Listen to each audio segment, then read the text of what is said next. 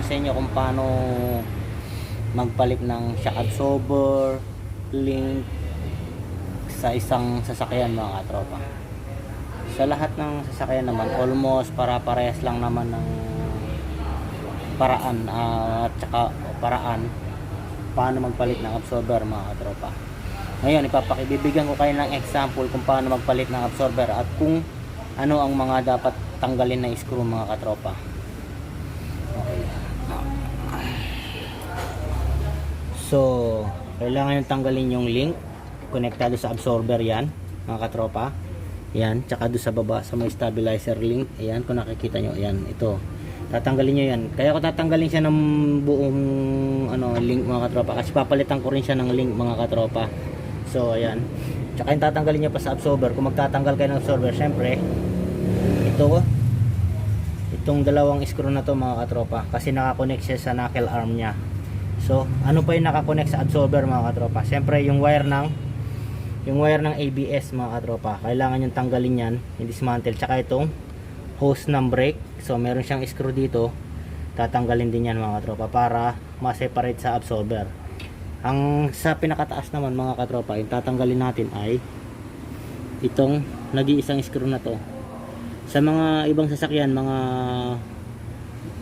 nut yan, 3, 4, mga ganyan mga katropa. Ngayon dito sa Honda City, so ayan lang yung mga tatanggalin. So tatanggalin ko na tong link. So kanina tinanggal ko na to, niluwagan ko na. So pinakita ko lang sa inyo kung ano yung tatanggalin pa. So ito 14mm na nut para matanggal yung link. Ito yung link niya mga tropa sa Honda. So ayan, papalitan ko yan, kabilaan. So tanggalin natin tong ABS harness ito. So tatanggalin natin tong 12mm na bolt para dito sa cable ng brake hose, pinaka bracket niya mga tropa. So kailangan tanggalin yan para mahiwalay dito sa absorber.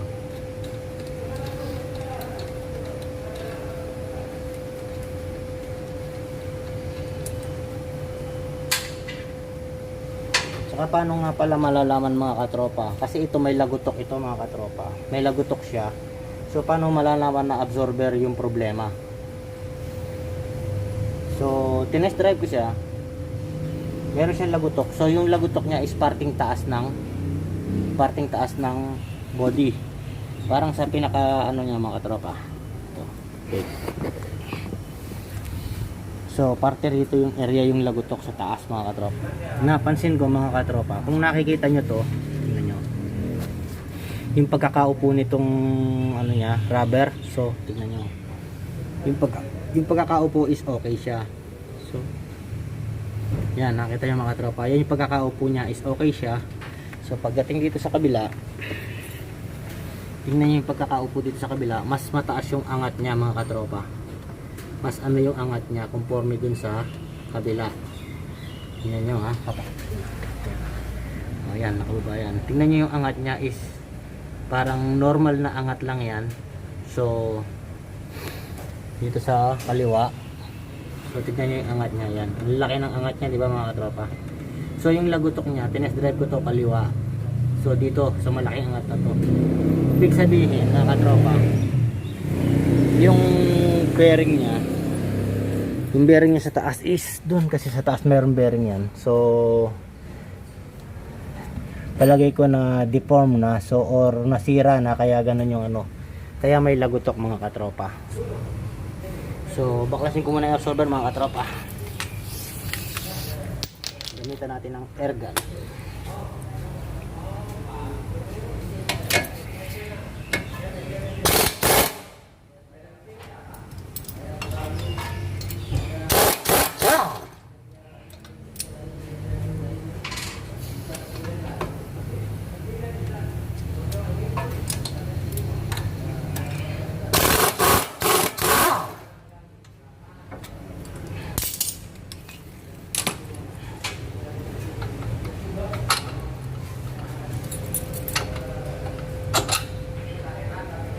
Tanggal na yung dalawang screw mga katropa.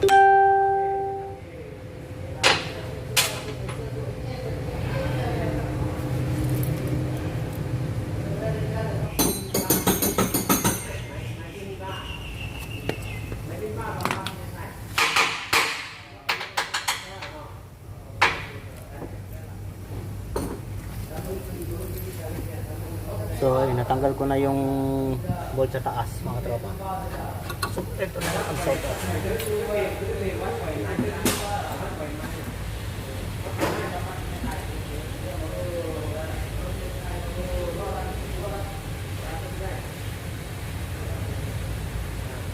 So ito yung pinaka bearing niya, ito yung pinaka support niya. So pag yan ay may kain na rin, kailangan ng palitan mga katropa. Ganyan lang naman yan mga katropa. Tapos ito yung sa taas, ganyan. Tapos itong nut niya lock sa taas. So ayan. So papalitan natin to, tsaka yung bearing, tsaka yung absorber mga katropa.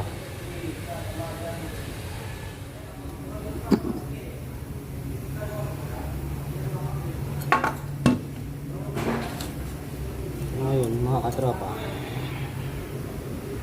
magpakita ko sa inyo kung paano palitan ng sobo. Siyempre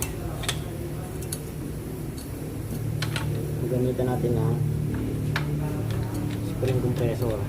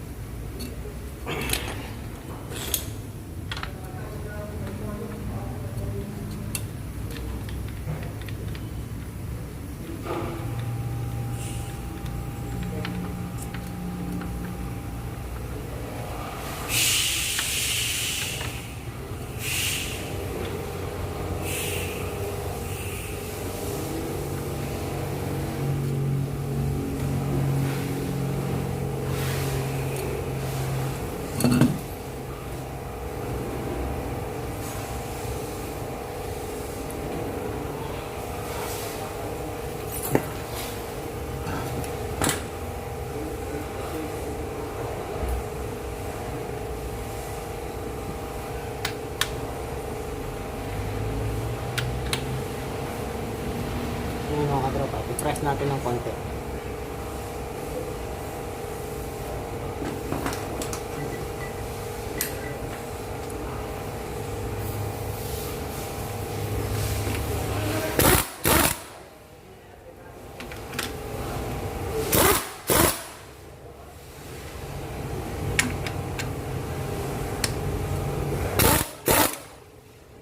I-compress natin yung spring mga katropa.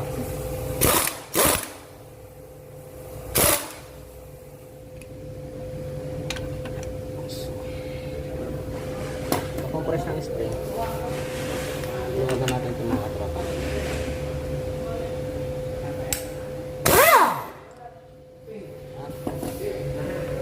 Maluwag na siya. So ito yung bearing mga katropa. Ito yung bearing niya.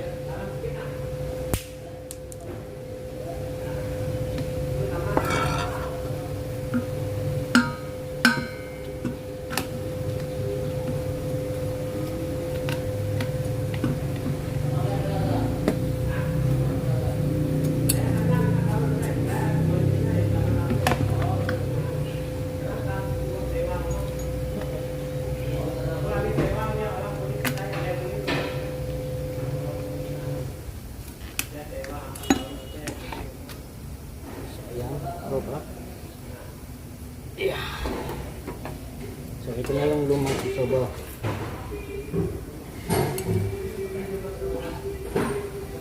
Mabagal na siyang umangat mga katropa. So umaangat siya pero mabagal.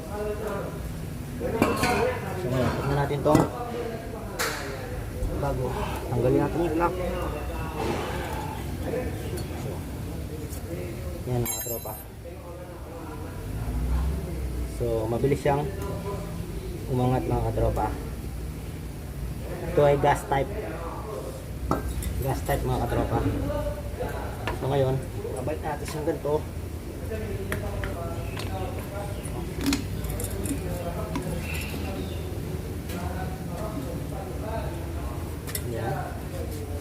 Tapos syempre,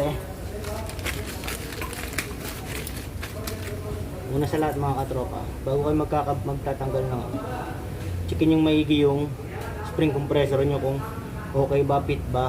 Minsan kasi may kumakalas, baka madali pa yung ano nyo, yung kamay nyo mga katropa. So kakabit ko na yung bagong bearing.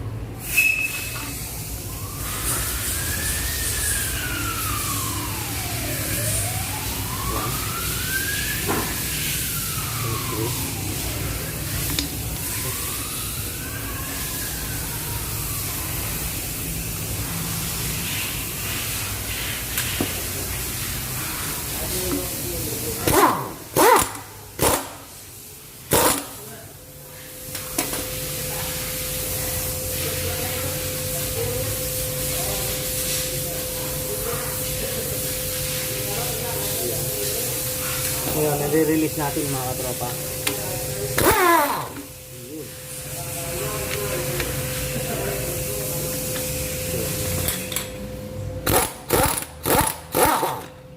Yun.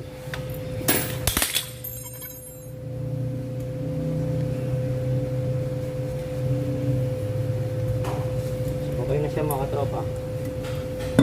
Ayun, kapit at itong bagong mounting. Ito yung mounting niya mga katropa pa.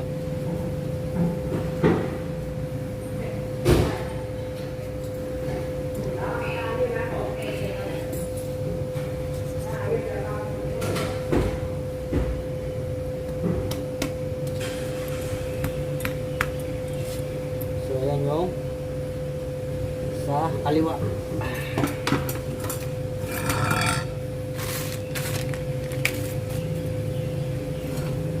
Sa kanan mga katropa. Ito natin sa kakaiba ng bago sa kaluma ng mounting. Yun. So tingnan nyo itong mga katropa. So ang babaw na diba mga katropa. So pantay na siya rito sa taas. Tingnan nyo yung bagong mounting. Bagong mounting ang lalim mga katropa. So hindi nyo siya makikita ang nakapantay. Doon nyo malalaman na may problema na yung absorber mounting nyo mga katropa. So siyempre magpapalit tayo ng mounting, better palitan na rin natin ng bearing mga katropa. So tingnan yung pagkakaiba. Diba? Malalim. Ito bago, ito na yung luma. So ibig sabihin umangat na siya mga katropa. Umangat na siya. So ibig sabihin sira na yung pagkaganyan. Yan, tutunog na yung absorber nyo. So pagka ganyan, yan, nakalaban pa yan mga katropa, malalim. Yan yung pagkakaiba ng luma at saka bago ng mounting mga katropa. So ito bago, plus bagong bearing.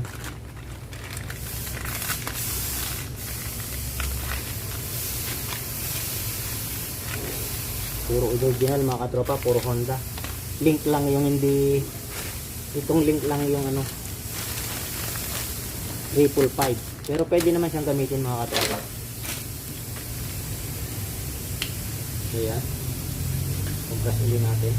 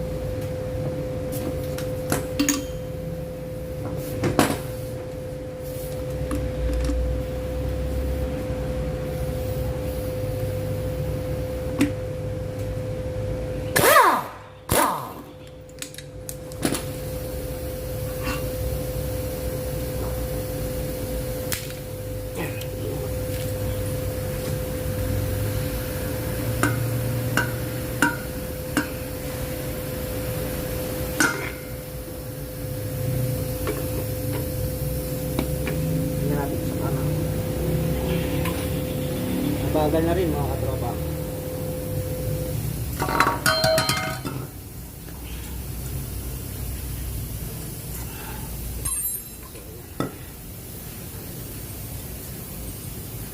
Bilis siya. So yung absorber spring, balik natin.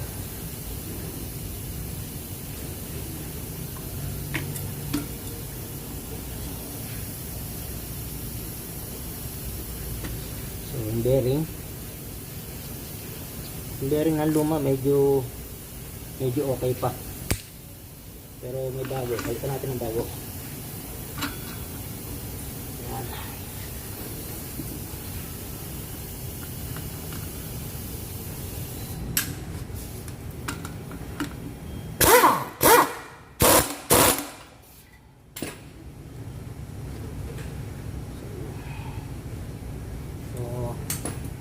Release natin.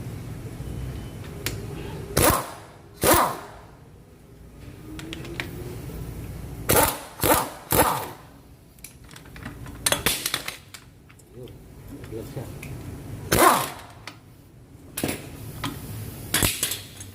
So ayan mga tropa.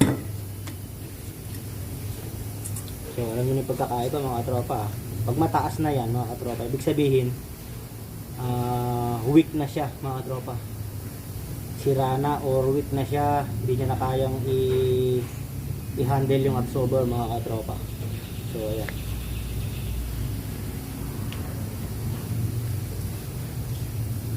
sa Honda ano yan mga tropa, Honda City. So ayan, tapos na to mga tropa. Sa 5.5, 5.555 tsaka ito, susukatin nyo lang mga tropa kung pwede ba siya. So pwede naman mga tropa. So kabit natin yung 555.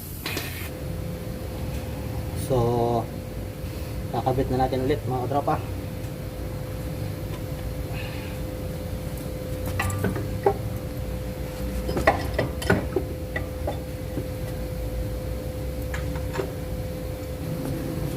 Okay.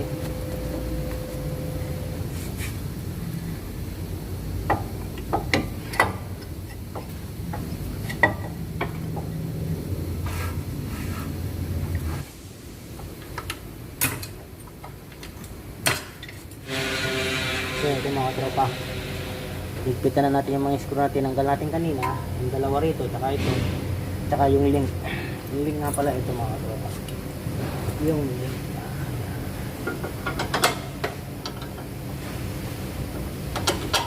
So yan yung link.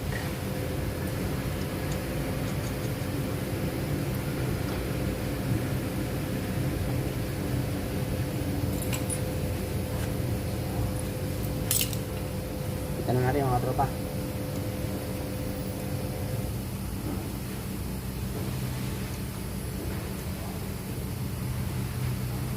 Siyempre itong ABS wire.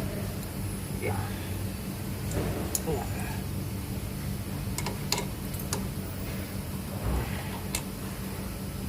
Yan.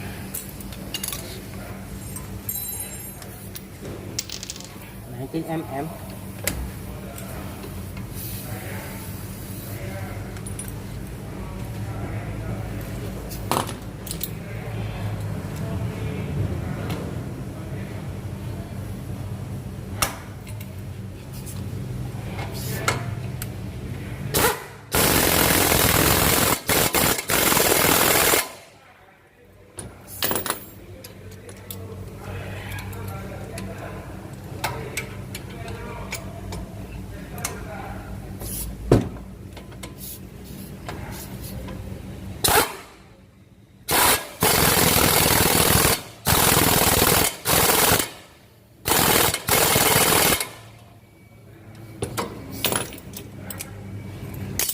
Katropa, ganyan lang kasimple magpalit ng absorber mga katropa.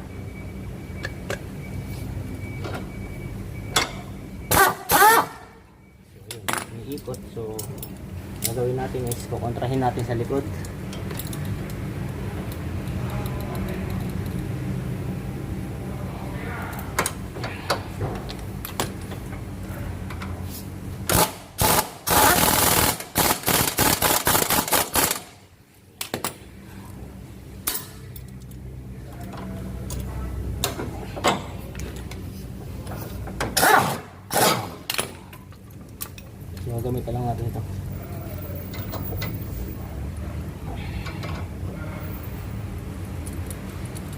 Yan. Ayan kasi mga katropa. Okay na yung absorber natin. So hihigpitin na lang sa taas, kabilaan. So yan mga katropa. Ganyan lang yung pagpapalit ng absorber.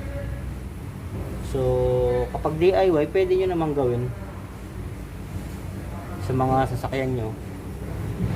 Dapat nga sabi ko nga meron kayong kumpletong tools para hindi kayo mahirapan. Mahirap kapag yung tools ay kulang-kulang. Maraming wala sa tools ganyan. Pero pag kumpleto yung tools nyo, napakadali lang mga katropa. Kung dadalhin nyo sa labas yan, mga labor kayo ng mga 300, 400, sayang din yun, di ba mga katropa? Or 500 na labor, palit yung absorber. So yan, kung kayo yung gagawa, may tools kayo. Yung tools naman kasi, habang may sasakyan kayo, may tools kayo, hindi masisira yung tools, magagamit at magagamit yung sa inyo sasakyan mga katropa. So ayan, maraming salamat mga katropa sa mga subscribers, sa mga viewers. Sana panoorin nyo yung mga video ko.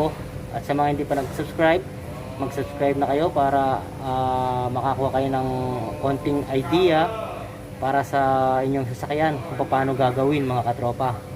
So ayan, kung meron kayong mga katanungan, mag-comment lang kayo sa baba. Yan mga katropa. At re-replyan ko kayo kung ano yung mga tinatanong nyo. So ayan mga katropa, stay safe, stay tuned, God bless, bye.